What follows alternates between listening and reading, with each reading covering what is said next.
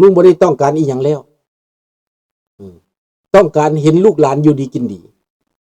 ต้องการเห็นลูกหลานได้ประชาธิปไตยผู้มีอำนาจเป็นคนเขียนประวัติศาสตร์ไม่มีใครเขียนประวัติศาสตร์ว่าตัวเองเป็นคนไม่ดีหรอกครับแมนอันนั้นแมน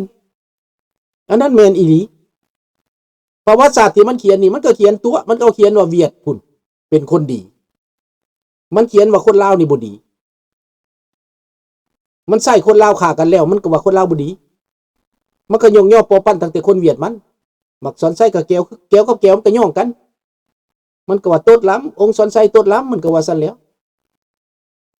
นี่คนลาวให้มีใจคิดเด้อลุงนี่ฮู้จักทั้งสองฝ่ายนั่นแหละเข้าใจเบิดเห็นเบิดซองเห็นตับเห็นไตเขาเบิดแต่เว้าได้ไหมพูดได้ไหมไม่พูดแค่บอกว่าให้มีสติให้เรียนรู้ให้ค้นคว้าให้รู้จักความจริงให้รักกันเสื้อลาวกับเสื้อไทยนี่ใกล้กันที่สุดบ่แม่นว่าแม่เป็นไทยพ่อเป็นลาวแล้วว่าใกล้บ่แม่นเด้ตั้งใกล้กันมาตั้งแต่ประวัติศาสตร์ลาวกับไทยนี่นะภาษาก็บ่ต้องได้แปลเว้ากันเข้าใจโลดลุงเว้าแบบนี้คนไทยฟังก็ได้คนไทยเว้ามาลุงก็ฟังได้แม้แต่ภาษาไทยลุงบ่ได้เรียนก็เขียนเป็นเพราะทำไมมันเขียนเป็นมันใกล้กันมันใกล้เคียงกันที่สุดเสื้อชาติที่ใกล้เคียงกันที่สุดก็คือไทยกับลาวนี่แหละจะพ่อพูดภาษาภาคใต้ก็ฟังได้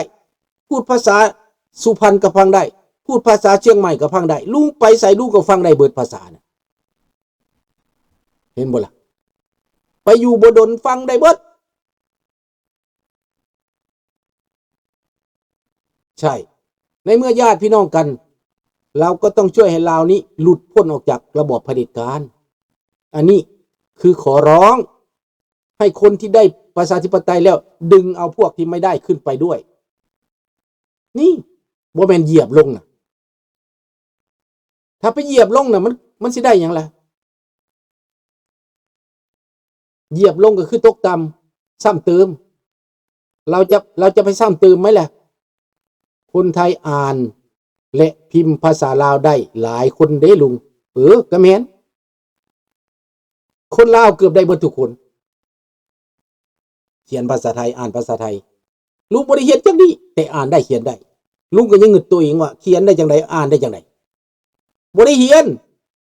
แม้แต่ชั่วโมงนึงก็บ่ได้เขียนแต่เขียนได้อ่านได้นี่